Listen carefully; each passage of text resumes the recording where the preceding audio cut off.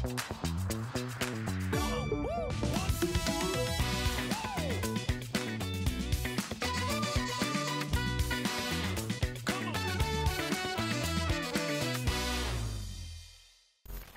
приятели, и добре дошли отново в поредицата Mom Talks.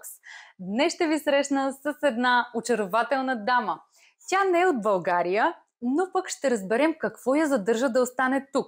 Изключително млада, амбициозна, много готина и зареждаща. Поканила съм я много отдавна. Ако знаете само колко време ми отне, за да я докарам в къщи на дивана, за да си говорим, това е Анастасия Соловей, нали така? Здравейте, да, много ми приятно. Чакай да ти кажа и аз, привет, дъргая, как дела? Да, благодаря ти много. Все хорошо. Очень рада тебя видеть. Ти по-руски знаеш как? Аз много обичам да говоря на руски и само чаках в живота ми да се появи някой да си говоря на руски. И когато се появи ти в живота ми посредством социалните мрежи, си казах, о, супер, тя дори живее до вкъщи. Ние сега ще станем приятелки. Аз цял ден ще си говоря с нея на руски.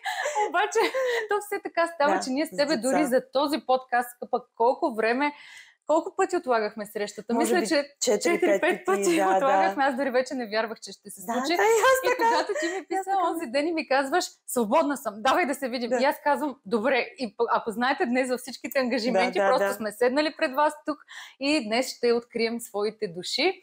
Първо искам да кажа, че все пак нека да бъдем солидарни. Настя е рускиня, така че ако нещо на български някъде запецне, аз ще й помагам с думите, защото все пак тя не говори нашият език, така както ние самите го говорим. Нито пък аз говоря руски, както ти го говориш, аз говоря много зле, но иначе много бих искала да го говоря хубаво.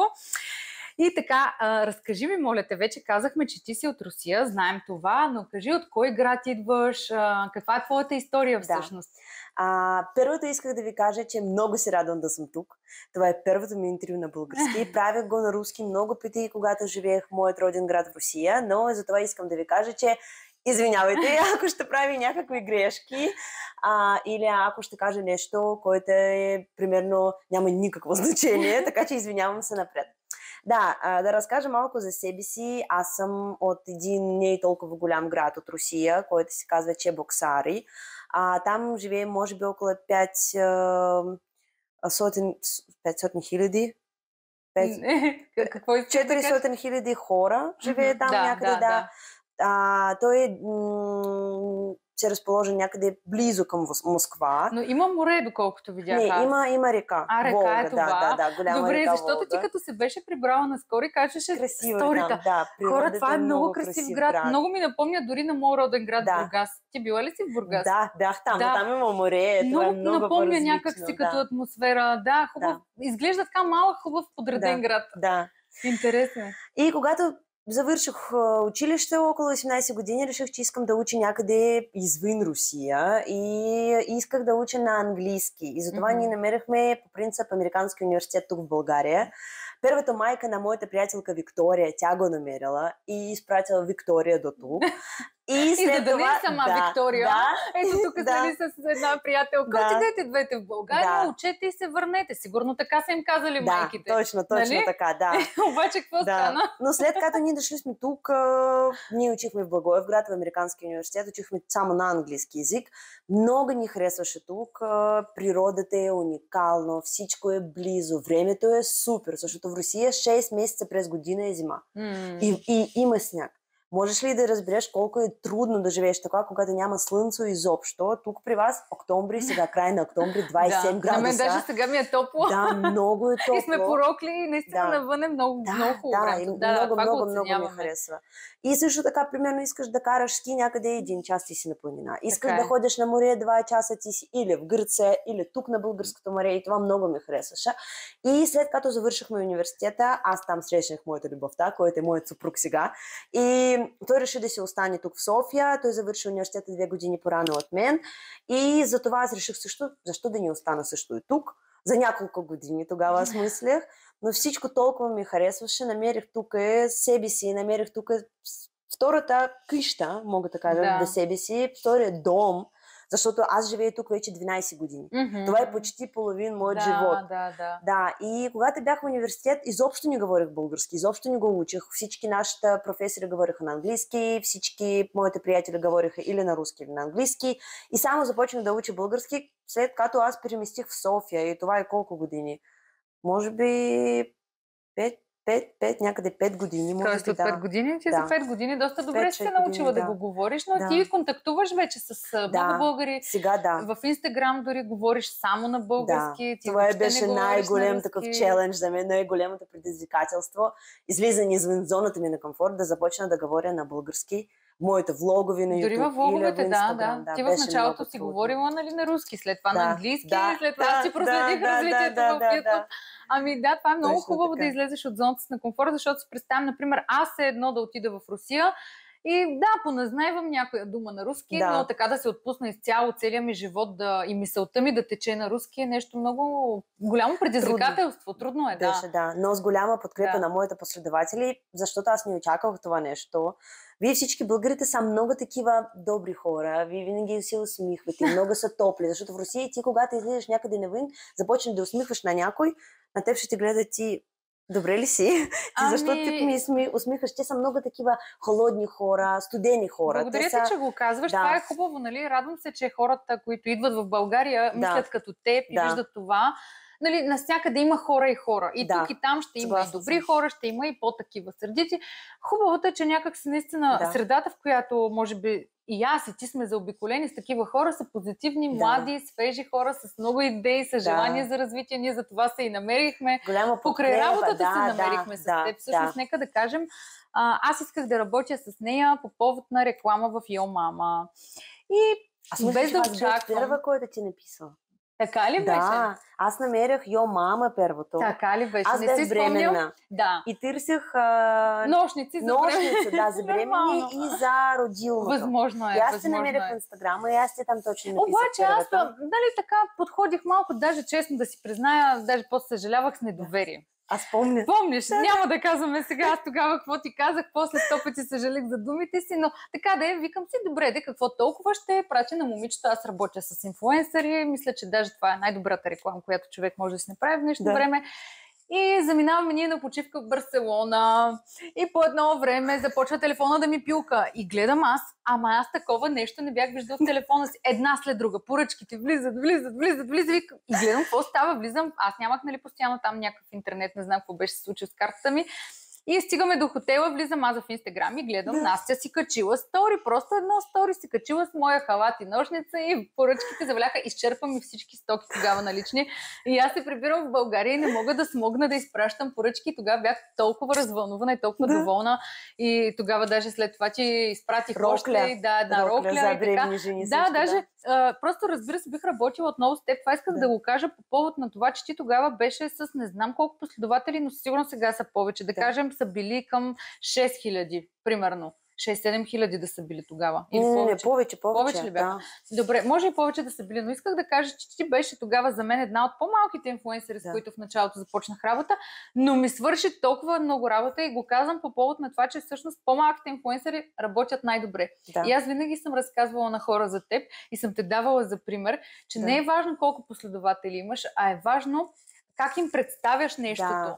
Дали им го казваш, тук ми изпратиха една пратка, ето вижте го, ако ви хареса, купете си го. Но всъщност ти го показа по начин, по който наистина показва първо, че ти харесва, че го вкара в употреба самия продукт и може би наистина по начина, по който го презентира, на хората им хареса и затова ти се довериха на теб. Реално ти продаваш продукта. В случая моя продукт продаде. И аз бях много щастлива и затова ви разказвам тази история. Ще партнираме отново. Да, със сигурност и ви просто съветвам, ако някой, който се чуди дали да се партнира с нея, това е вашия човек. Добре, разкажи ми, моля ти си, само за социалните мрежи, защото много ми е интересно как ти заживява в България. Създадохте вече семейство, вие бяхте омъжени вече, мисля, с Гена, когато ти започна да се занимаваш с социални мрежи. Аз първото започнах на руски език. И тогава нямах толкова много последователи. Все още не бяхме омъжени. Правилно ли?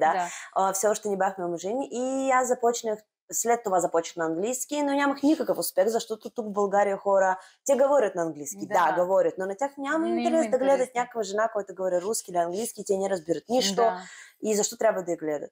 И аз започнах да имам повече последователи само от момента, от когато започнах да говоря на български. Така открих се и от тогава започнах. Защото си интересна. На хората им са интересни такива истории като твоята. Как оттам си дошла тук, какво правиш тук всъщност, защо си тук, а не си там, какво си изхранваш дори, какво работиш. Нали? Такъв тип въпроси знам, че ти ги задават често, когато отвориш въпросник в Инстаграм. Едно бързо включване, за да благодаря на моите партньори от Тофер България. Много благодаря, че се включихте и че подкрепихте този канал. Те предоставиха подаръци за моите гости, така че тази турбичка отива за Анастасия. Какво имаме в нея? Имаме гел паста за зъби за първите млечни зъбчета. Между другото, този продукт е изцяло от натурални съставки и дори да попадне в устата на детенцето и то да го глътне, няма нищо страшно, защото това всъщност е един полезен продукт. И в същото време изграждаме от детето едни много хубави навици, то да мие своите зъбчета. Също така имаме и един крем, който е много подходящ за зимния сезон. Той е за чувствителната кожа на лицето. Този крем подхранва кожата и предпазва от студа. Също така много полезен дори и за мама. Тоест няма проблем да бъде използван от цялото семейство, след като могат да го използват и децата. И имаме един шампуан, който е отново шампуан за бебенца, без някакви вредни съставки в себе си и някакви допълнителни подаръчета, които са лигавниче и няколко мострички. А техните продукти можете да откриете на сайтът Лешниче. Ето тук ще го изпишем. Можете да отидете да разгледате и да си харесате.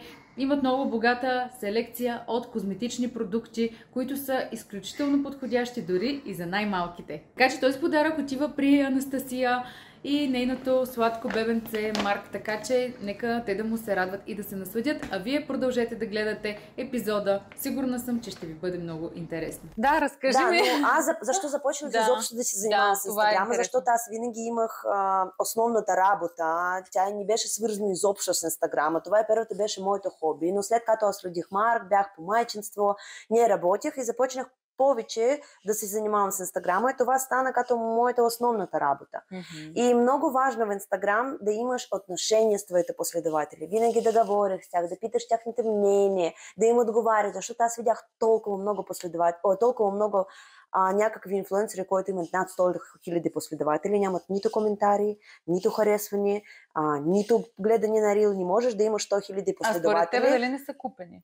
Може би са купени или може повече мъжете, защото те слагат такива снимки в бански. И повече рекламодатели тук в България това не разбират, че не трябва да гледате количество на последователи, трябва да гледате активността. Аз мисля, че вече го гледат това. Колко стори гледат хората. Сам най-лесното, което можете да направите, отивайте в профил и погледнете колко гледани има на рил.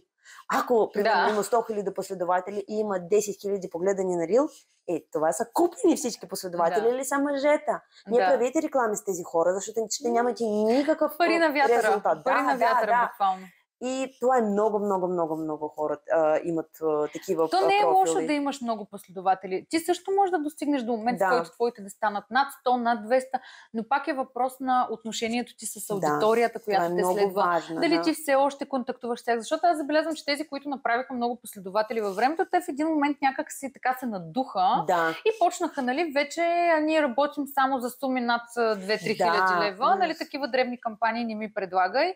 Дори ако моя позната, да кажем такава, и аз си изпратя нещо и тя каже, да, ще ти помогна, защото си ми приятелка, нищо. Месеци наред нищо. И то в един момент на мен ми става неудобно, защото аз знам, че не съм платила сумата, която тя иска. Нали, просто съм ми пратила някакъв продукт, защото съм видяла, че тя е бременна, я помолих, даже вече с 2 така ми се случи. Или пък една друга директно ми каза, ние бяхме колежки с нея и тя така много така вече се повярва и каза, говори с менеджерката ми, ако обичаш. Така ли? И аз А ние сме били колежки с нея, дето се казва, сме си делили храната. Мисля, бяхме си близки. Не може да ми кажеш, говори с менеджерката ми. Не може. Аз ако съм, както в момента съм тръгнала също да развивам свой Инстаграм или няма значение, YouTube канал, в един момент, ако има много последователи, дойде моя бивша колежка, която иска да я подкрепя. Боже, аз с най-голяма радост ще го направя за нея безвъзмезно. И не разбирам такива хора, но затова мисля, че вече рекламодателите също избират малките инфлуенсъри, избират. Даже вече не гледа толкова броя на последователи, а по-скоро самия човек как представя нещата. Защото може да ти дадат едно сирене да представиш. Онзи ден на мен ми пратиха пиар пратка с сирена и мъжа ми вика, и какво сега ще кажеш на хората? Тук донесиха ми едни сиренца, но ама ние наистина вкъщи сме ги купували, ги ядем. И аз казах истината. Ние така или иначе си купуваме от магазина такива сирена. Ние наистина ги ядем. Що да не взема такава пратка? На мен ми харесва това. Аз наистина харесвам този продукт. И добре, сега продължавам нататък. Както виждате, аз вече съм много подготвена за моите видеа. Аз не започвам просто така разговор. Въпреки че се раждат и много въпроси, които продължаваме да дискутираме, но все пак аз искам да разбера от тебе, лесно ли е да си чужденец в България? Ти каза вече, че хората са така открити, добронамерени, но дали е така наистина навсякъде? Просто интересно ми е да разбера твоята гледна точка. Как е да си чужденец в България? Може би съм късметлийка, но не съм срещнала нито един българин, който беше примерно по някакъв начин негативен към мен или груб.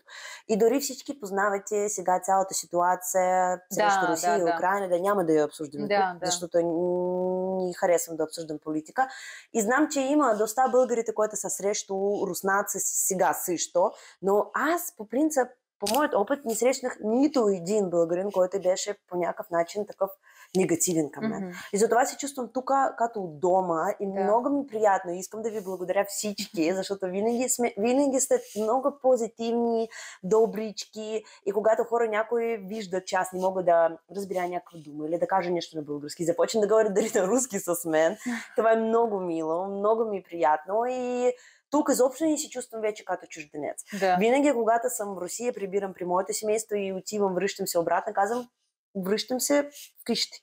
Отивам обратно от дома и искам да се върна, защото тук се чувствам повече като съм от дома, отколкото вече как там. Твоите родители, как семейството ти, роднините, как ги приемат те? Вие с Виктория останахте да живеете тук. И те как го приеха това? Но аз мисля, че по принцип те много се радват сега. Да, на тях е трудно сега, след като аз родих Марк, искат да го видят повече, но всяка нашата среща сега е като голям празник. Ние виждаме по принцип 2 пъти на година някъде, през новата година и през лятото.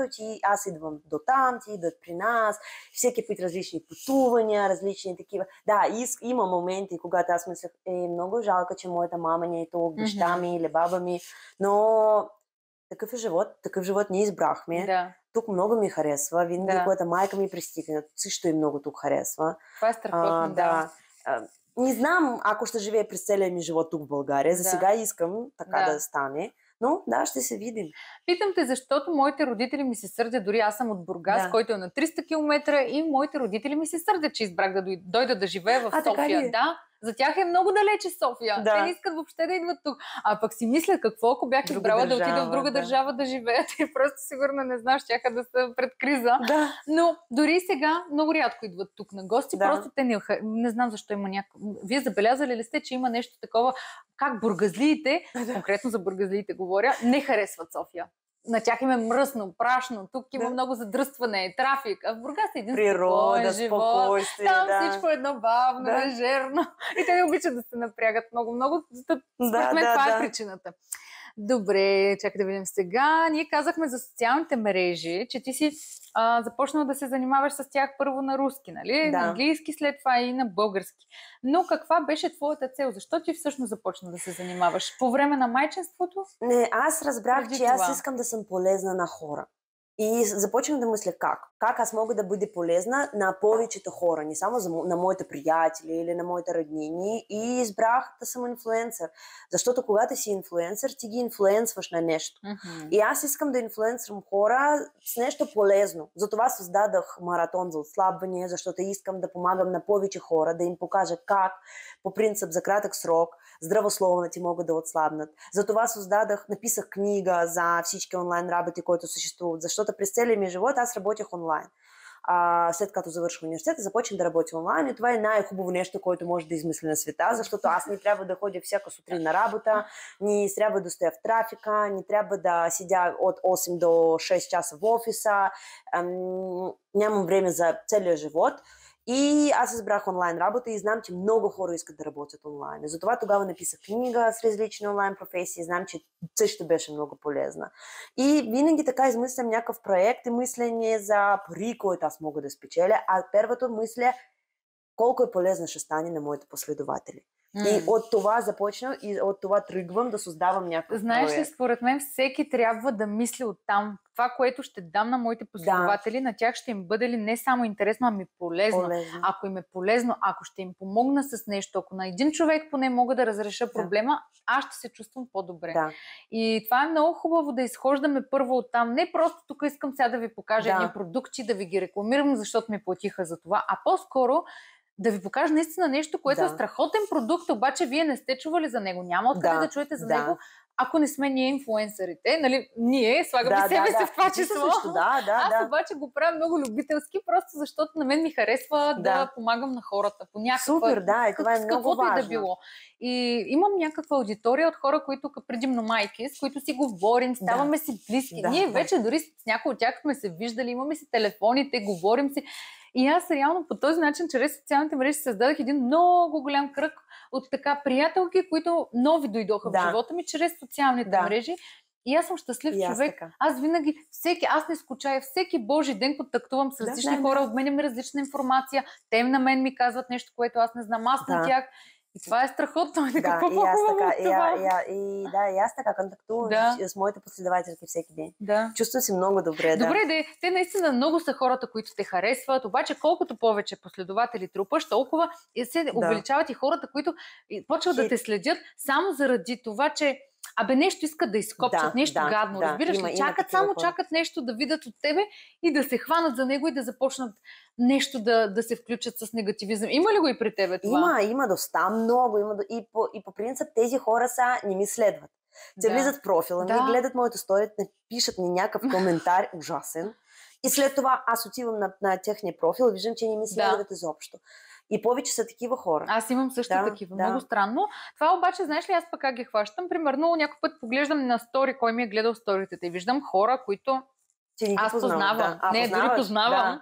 Познавам ги, те не ме следват, но всеки божи ден те в търсачката ми пишат името, за да ми виждат сторитата. Ти как имаш толкова много време така в търсачка да ги търсиш? Как хора имате толкова излишно време? Моля ви се, вкарайте си това свободно време вместо в хейта към някой. Да учите нещо, да спортувате, да прочетете книга, да развиете някакъв бизнес, дори да излезете навън на разходка сред природата на чист въздух. Не дейте да стоите в социалните мрежи с цел да хейтите някой, да изливате тази злоба. Това наистина първо, че загрозява. Това остарява клетките. Наистина на клетъчно ниво хората така се разболяват. Наистина хора, казвам ви, злобата разболява. Бъдете позитивни и наистина помагайте. Ако не можете да помогнете с нещо на някой, то тогава въобще нищо не казвайте по-добре. Сега, аз искам и друго да захвана по една тема, която мен лично ми е една такава болна тема. Обаче ще те питам и при теб дали е така, че ми е малко... Опипвам и аз още почвата. В началото, когато аз започнах да се занимавам с социални мрежи, имах един кръг от мои приятелки, които казаха: и ти ли сега ще ставаш инфлуенсър? И не ме подкрепиха, ама в нищо, което правих. Нито ми се радваха на сторитата. Аз пускам някакъв въпросник или анкета, никой от тях не се включва да пише нещо, да отговори, да ме подкрепи, да ми вдигне рича. Казвам, примерно, започвам да се занимавам с нов бизнес. Никой, никаква подкрепа. Все едно, и ти ли сега с това ще се занимаваш, то няма да ти се получи. Едни такива с хейт напред отново. Имаш ли ти такива хора в кръга си? Или, примерно, би ли ми дала съвет аз как да постъпя? Но първото мога да ти кажа, че това не са истинските приятелки. Това го знам. Истинските приятели ще се радват за теб. Аз съм по принцип човек, който никога нямал никога завист към някой. И някакъв хейт. Аз по принцип нямам толкова много приятелки тук в България, защото първата съм чужденец. И моите приятелки тук винаги ми подкрепяше в това, защото някои от тях също са инфлуенсъри. Но аз срещнах неразбиране, може би от семейство ми. Не е толкова хейт, а повече неразбиране. Защо правиш това? Защо не намериш нормална работа? Защо да не ходиш в офиса от 9 часа до 6 часа? Защо да правиш така? И какво е да им кажа? Добре, ще намеря. И продължавам да се занимавам с моите неща. Аз винаги се съгласявам с всичко. Каквото ни ми кажат, аз винаги казвам, да, добре, да, ще помисля, да, ще направя. И правя по собствения си начин. То така трябва да е. Да, защото аз вярвам в себе си. И по принцип в началото съпруг ми беше такъв, че той казваше ми, не, това е малко несериозно, аз не искам да участвам в твоите социални мрежи. И в началото аз не се чувствах добре. Аз исках той също да бъде част от това, исках да ме подкрепяваше. И ние, по принцип, той сега ми подкрепява. Той вижда, че аз правя някакви продукти, инфопродукти, маратони, книги, нещо такова, той ми много подкрепява, но все пак не иска да участва в моят социален живот. И аз също с времето го разбрах, уважавам негове личното пространство, не го карам да участва в моят инстаграм. Много рядко. Ако ти ще забелязваш някъде, ако сме на почивка, тогава мога да го покажа. Може би изглежда така, но той не иска много силно. И само мога да ти кажа, че спри да общуваш такива приятелки, защото те няма да ти накарат да имаш някакъв резултат в живота. Всичка си така казала, че имаш нов круг там в Инстаграма и всички те подкрепят. Не само в Инстаграм, в реалния живот. Просто аз вярвам, че когато дори стари приятели, по някакъв начин те не те подкрепят и ти казваш, ама това наистина не са истински приятели, защото един приятел би трябвало да те подкрепи в твоето начинание. Те ти завиждат, искат да направят същото, но не могат. Но не могат. Да, защото... Реално сме си го говорили това, те също биха искали да бъдат инфлуенсъри и така, но просто не могат да пречупят тази бариера в себе си, да говорят пред камера, да се занимават с нещо и не просто да споделят днес къде са пили кафе, а да дадат някаква стойност на последователи, защото то, за да си инфлуенсър, не е просто да си снимаш днеска къде съм пила кафе или как вървя с количката с детето, защото това го правим всички. Интересно е да покажеш нещо, което другите не го правят. Начин, и това също начинът, по който ще го покажеш. Аз, когато съм писала въпросите, това е било преди сигурно 3 месеца. За това, може би, тогава съм имала някаква ситуация, явно, с която съм искала така с теб да обсъдим. Но това сега, също към днешна дата, искам да ти кажа, че по-скоро вече нямам такива хора около себе си. Аз постепенно съм ги изчистила и съм отворила просто пространство и енергия за новите хора, с които можем да се хванем ръка за ръка, да кажем, ето, тук имаме едни идеи, ние хем ще се развиваме, хем ще бъдем взаимно добре, хем ще си бъдем и приятелки, ще си бъдем полезни, ще споделяме животите си, децата ни ще си играят заедно. Нали, това е, то някак се винаги нещата се обвързат. Когато станеш близък с някой, ти искаш и да работиш с него и двамата да сте добре. И ти пожелаваш всичко хубаво да се случи с този човек. Успех да има, всичко. Защото и тогава ги използвам. Примерно днес питах за майки да ни препоръчат някакъв магазин за детски обувки, защото започнем да измислям за обувки на Марк, за някакви есенни, зимни обувки. И тогава сега ще ми бъде много полезно, за да знам за това нещо. Защото има майки, които имат повече опит. Но когато ми дават така, как трябва да го храня, или какво трябва да го приспивам, какво трябва да правя, защо? Аз сама не правя това нещо и затова много. Всеки се отглежда, първо ние всички сме различни хора, всеки има различно ежедневие, нормално е децата ни да бъдат отглеждани по малко по-различни методи. И аз също не мисля, че е редно да се бъркаме.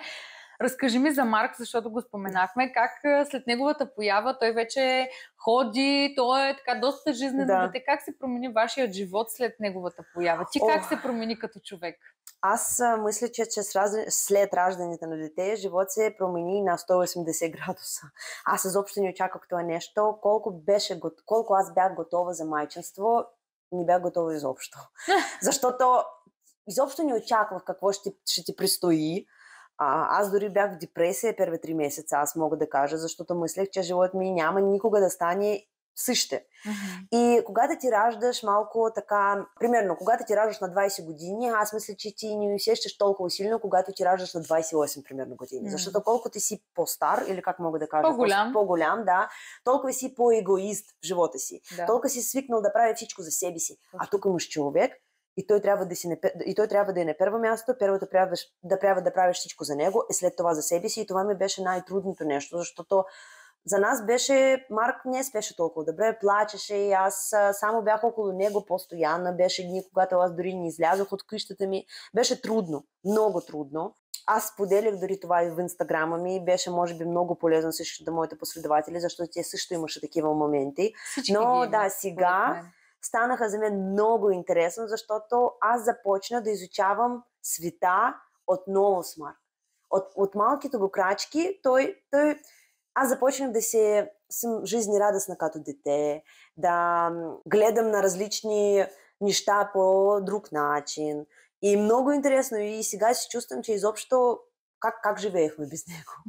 И толкова голямо щастие, толкова голяма радост сега има. Наистина каза, че ти самия като имаш дете и то те подмладява, точно защото ти през неговите очи започваш все едно наново да живееш. Виждаш света през очите на едно дете. Да, точно това исках да кажа. Да, разбрахте, да. И аз, понеже съм го усещала същото и с първото ми и второто ми дете, и дори си казах, маля, аз искам цял живот да имам бебета. Искам постоянно едно след друго, защото някак си не искам този период да свършва на точно тази радост, която казваш, че нали, първите крачки, първото опитване на някаква храна, нали, всичко е толкова интересно за едно детенце.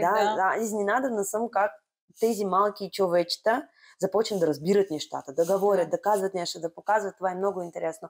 И за хора, които не са родители, не могат да разбират как е възможно да е толкова трудно, но и да имаш толкова голяма обич към някой и да си толкова щастлив и да си толкова уморен в един и същи момент. Да, това не може да разбере никой, който не е майка или не е баща, и не е родител. Наистина е така. Някой път, ако примерно детето не е спал добре цяла вечер, се е въртяло и ти не си спал, обаче сутрин ставаш и просто някак си включваш там автопилот бутона и даваш цял ден пак наново.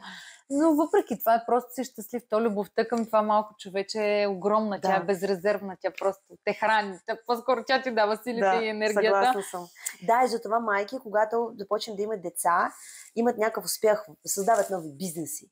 Започнат да правят някои нови неща, да спортуват, да са по-активни още, отколкото беше преди дете. И това за мен също е голяма изненада. Не всички са така. Почти, аз но мисля, повечето, Но мисля, че хората, които ни гледат тук, са такива хора, защото те са млади, активни, най-малкото гледат YouTube, щом гледат YouTube канал, значи все пак са така интелигентни хора. Мисля, че също, аз повечето хора, които познавам, по време на майчеството си са започнали да развиват нещо. И въпреки грижите за детето, те започват да правят и още, както казваш, и да спортуват, и повече да се грижат за себе си. Ти, например, развиваш много неща. Ти спомена за маратона, спомена за книга, спомена за грижите за Марк. Как всичко това се съчетава? Наистина, от как намираш сили и за странични неща, които искаш да развиваш? А ти постоянно искаш нещо ново да мислиш? Така е, да. Аз приемам помощта. И аз мисля, че няма лошо нищо в това, защото много майки ми писаха, как така може да имаш детегледачко от толкова малка възраст на Марк, защо ти сама не трябва да правиш всичко, защо имаш помощница вкъщи да ти помага за почистване, сама ли не можеш да направиш това нещо? Има ли такива хора, наистина? Много, много. Защо трябва да имаш сама, трябва да правиш? Наистина, хора, не дейте, това е много гадно. Аз също много пъти, макар че в момента нямаме нужда, защото апартамента, в който живеем, е толкова малък, че и сама наистина мога да го почиствам много бързо, но на нас ни предстои да се нанесем в къща, която си купихме. Благодаря, тя е доста голяма къща и аз там със сигурност ще имам жена, която ще ми помага. Просто аз не виждам как бих могла. То ще трябва дни наред да се чисти, за да можеш да го изчистиш. Това няма как. Със сигурност, когато вашето жилище е голямо, все пак вие само терасата ти си я показвала, тя е огромна. Тя колкото тук площадката отзад, която имаме да си играят децата.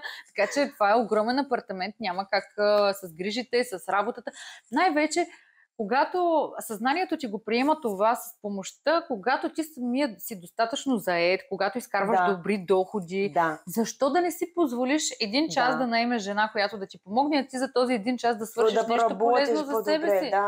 Защото ти дори само на фитнес да отидеш, ти вече се чувстваш по-добре, след това можеш да изкараш пари, защото знаеш, че ти си направил първо нещо за себе си, заредил си се с енергия, мозъкът ти е починал, мисли по нов начин. Аз също съм го правила това преди, въпреки че съм живеела сама и не съм имала дете, имах жена, която ми помага. И тя идва вкъщи, знам, че за един час работа тя ще изчисти. Аз в този един час отивах на фитнес. И тук много хора може да скочат и да кажат, и какво толкова ще правиш, че не можеш да си изчистиш. Ами хора, аз в този един час, в който съм в фитнеса, слагах слушалките и съм мислила за работата си, за бизнеса тогава, който съм имала, как да го развия, как още повече пари да изкарам и така нататък. И това е много по-полезно от един час в чистене. Разбирате ли? Мисля, дано да го разбирате, защото аз мисля също като те, предпочитам да имам помощ, за да мога моята енергия да я канализирам в друга насока, в друго направление. Да, приемайте помощта, защото щастлива жена, щастлива майка, щастлива бебе, щастлив мъж. Да, така е, да. Ами добре, разкажи ми сега малко, за ти направи една игра за двойки.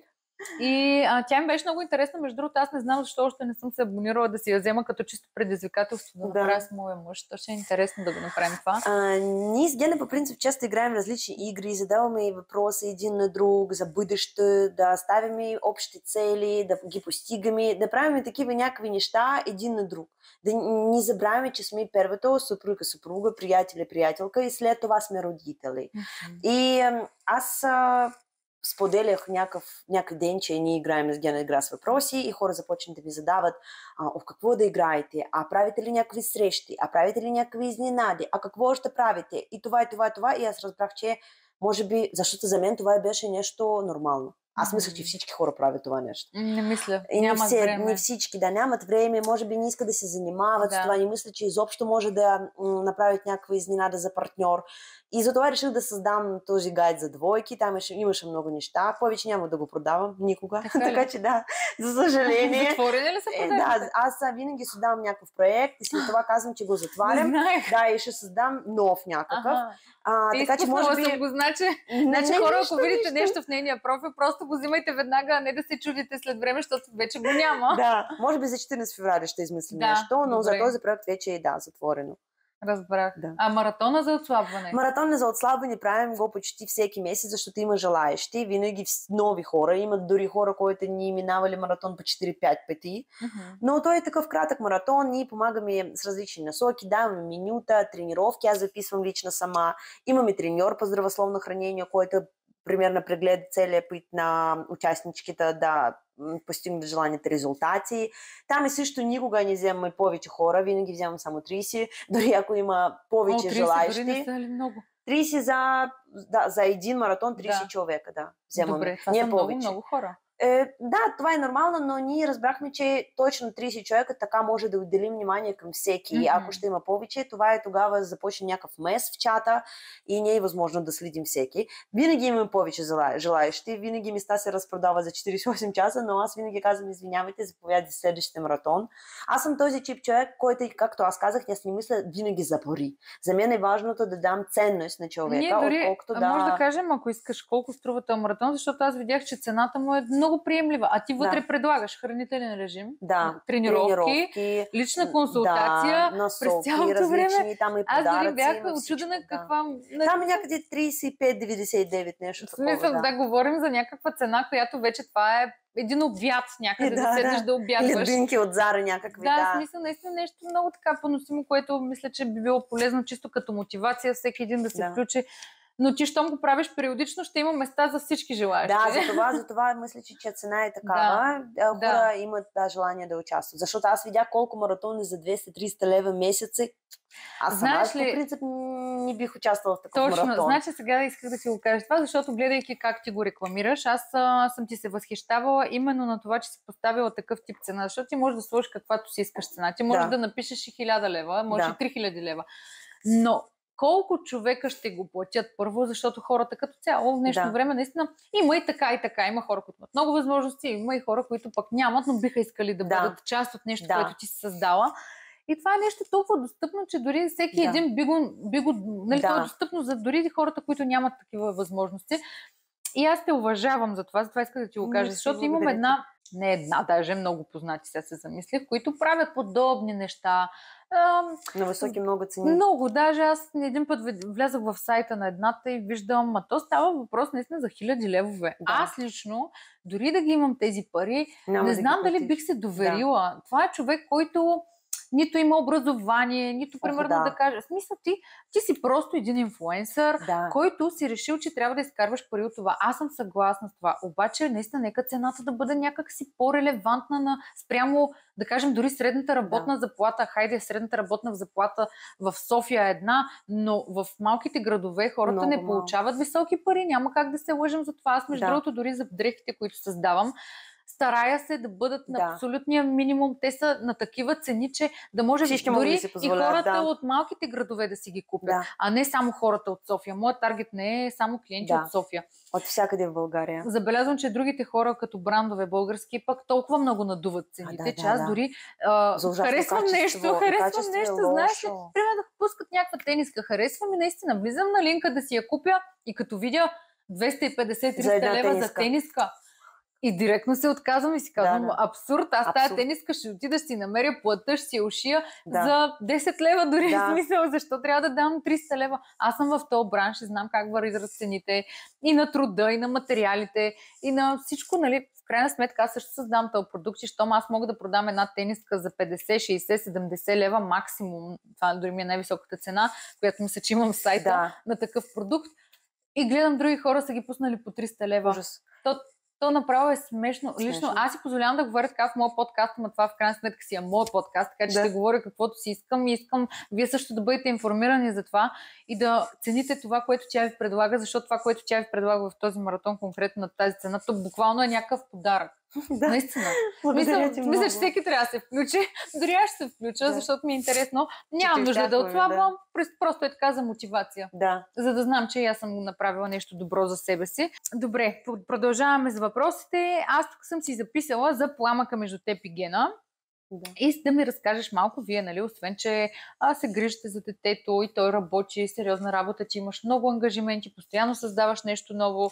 Обаче, въпреки това, някак си, макар че рядко го показваш, се личи, че вие имате такъв пламък помежду си и обичате се. Личи се, че се обичате. Как се пази този пламък във времето? Защото вие сте заедно от колко години? 7 години вече, Вече доста време, за да се опознаете. Дори хора след 7 години много пъти са се развели и са си намерили други половинки. Кажи ми каква е рецептата да бъдем дълго време с нашия партньор и той да ни остане интересен? Да, първото ни трябва да се забравим, както казах, че първото ние сме съпруг и съпруга, приятел и приятелка и след това сме родители на 1, 2, 3 деца. Първото трябва да мислим винаги за себе си, как сме чувстваме, винаги трябва да говорим. И ние все пак тук нямаме никакви роднини и по принцип дори имаме някакъв празник, не знам, годишнина, рожден ден. И в началото мислех как да излезнем заедно, какво да направим.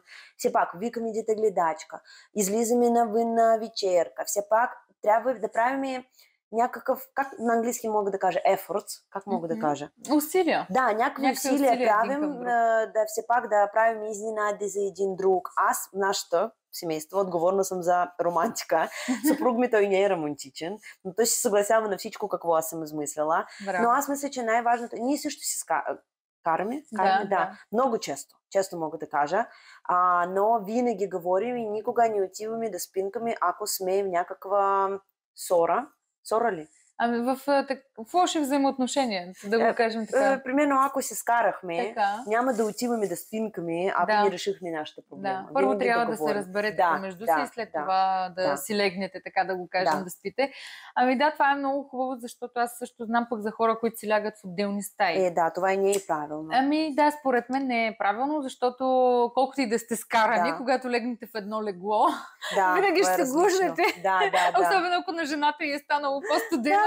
Ще отиде да се гушне. И сутрин всичко ще стане нормално. Моментално някак се оправят нещата, така че това е важно, но също ми хареса това, което каза за вечерите. Според мен, макар че всички, нали, които са майки, имат деца, имат своите ангажименти, изморени са, трябва да намираме поводи да излизаме, да си сложим грим, да си сложим рокля, да се почувстваме отново жена. Да напомним на вашия съпруг, че това е жена, която той избра преди години, а не такава майка, която е винаги кисла вкъщи и не е красива, без грим, без нищо. И това е също трябва да винаги да помним това нещо. Когато има периоди, в които останем, примерно, по-дълго време вкъщи, то обикновено зимата се е случвало това. Когато родих миналата зима, нали, второто ми детенце беше много малко бебенце, ние си седяхме в къщи, то с много малко бебе, какво да правиш. И то постоянно си в домашните дрехи, с вързана коса, без грим, дни наред. И аз се чувствах ужасно. Нямах търпение да имам повод да изляза някъде, да се облека, да си сложа дрехи, да си сложа парфюм, да си сложа грим. Просто това са нещата, които ни карат да се чувстваме жени на първо място, като женска енергия, да задвижим малко, да не се случат и някакви други неща. После като се приберем вкъщи, ще сме, повярвайте ни, 10 пъти по-щастливи. И 100%, по-отдадени и на дома, и на семейството, и на децата дори. някой път, когато отида на някакво събитие и се върна в къщи, аз още повече обичам децата си, още повече енергия искам да им дам. Съгласна съм, да. Както каза, щастлива майка, щастливо дете. Точно така. Да. Затова нека да кажем нали, на жените, които ни гледат, подарявайте си ги тези моменти и на вас, на самите вас по-отделно и заедно с съпруга ви, да имате това време да ходите на вечеря. Заедно, толкова е хубаво да отидете на вечеря, на нас не се е случило, защото ние нямаме дете-гледачка. Също нашите родители не живеят тук. Моят мъж обаче не иска да ми вземе дете-гледачка. Той твърди, че никой друг няма да гледа децата така, както толкова нас добре, самите. Добре, така е, но въпреки това има моменти, в които, повярвайте ми, вече дори на него, тя Симона вече е на 2 години и 2 месеца, малкото е на 9 месеца и на него му се ще е така просто една вечер да има кой да ги гледа, някой друг да ги нахрани, някой друг да ги занимава с игри, някой друг да ги изкъпи и после да ги преспи. А ние просто да излезем на вечеря, да се разходим и да се приберем. Така че малко по малко мисля, че и ние ще стигнем вече до етапа, в който ще имаме някой да ни помага. Съпруг ми така също беше в началото и той беше в началото също.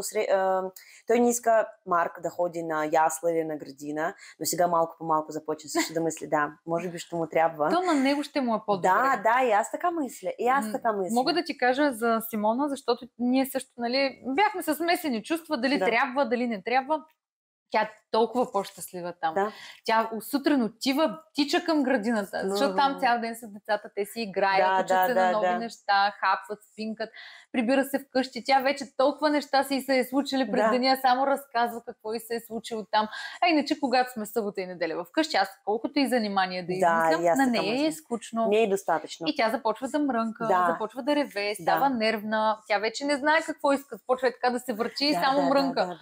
И то е ясно, че тя иска нещо да правим, но аз не мога да измисля толкова много неща. Наистина, защото най-малкото имам и друго дете, постоянно работим, то винаги има нещо. Някакви неща вкъщи, Опитвам се, между другото, да си правя събота и неделя така малко, ако мога да го нарека детокс от социалните мрежи, малко телефона на страна. Ти правиш ли го това?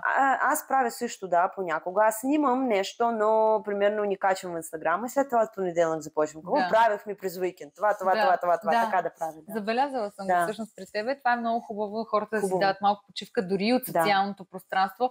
И семейство заедно да прави. Семейството има нужда от нас като присъствие, бизнеса има нужда и Инстаграм има нужда, всяко едно нещо има нужда, но просто трябва да си направим някакъв график. Имаш ли, кажи ми сега, някакъв нов проект, който правиш, нещо с което имаш така да ни изненада? Имаш! Аз сега работя върху един нов голям проект, но аз мисля, че ще разкажа за него повече през януари, защото първото, аз мислех в началото през декември, но след това разбрах, че всички ще се заети с празници, с подаръци.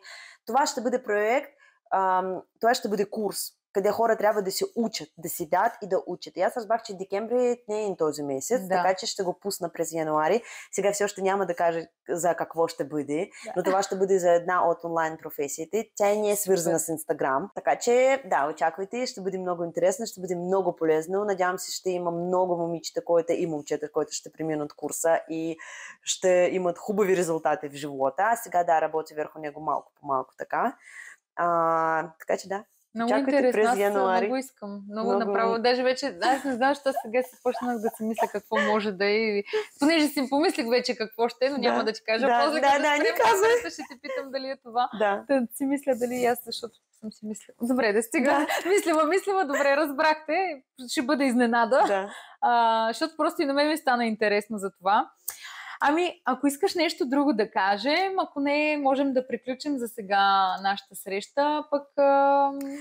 искам да кажа да ти кажа много ти благодаря, че ти ми поканила. Това е първи ми опит да имам някой интервю на български, но да имам повече в бъдеще, но това интервю ще помня завинаги, защото това е първи ми опит, когато тук идвах при теб, бях така малко притеснена как ще стане всичко, ако ще говорим, ако аз ще забравя някаква дума. Но, защото аз сега се чувствам, като ние сме, като приятелки, седим тук, говорим без камера, без нищо. И това е, смисъл, че най-важното нещо, когато ти правиш подкасти, за да примерно накараш човек да се чувства като у дома, като говори с приятелката. Въпреки, че за други хора не съм снимала вкъщи, ти си първият човек, с който снимаме. След едно друго интервю, което правихме онзи ден с с едно друго момиче, но там по един друг въпрос. Ти си втория тогава човек, така да го нарека, в къщи, с който седим на това диванче, обаче на мен много ми харесва. Някакси чувствам се, аз съм си в къщи, но се чувствам с теб, все едно се познаваме. Да, и аз така се чувствам. И така си говорим просто.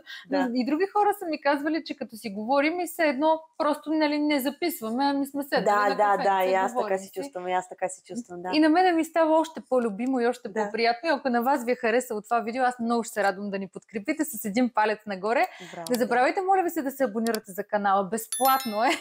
Но ще ме подкрепите и аз много ще се радвам, като виждам, че има хора, които се абонират. По този начин аз имам още повече желанието да снимам, да ви показвам различни хора, да си говорим за различни истории.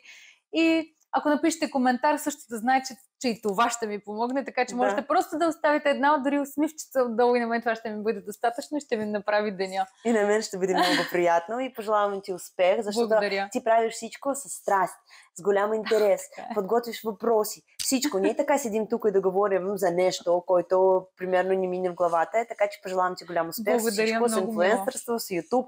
Знам колко е трудно и аз също го правя и с работата и с всичко. Много ми беше приятно. Благодаря ти на теб също този подкаст, така или иначе, той е за майки като теб и като мен, които освен, че са майки, искат да развиват себе си в най-различни направления.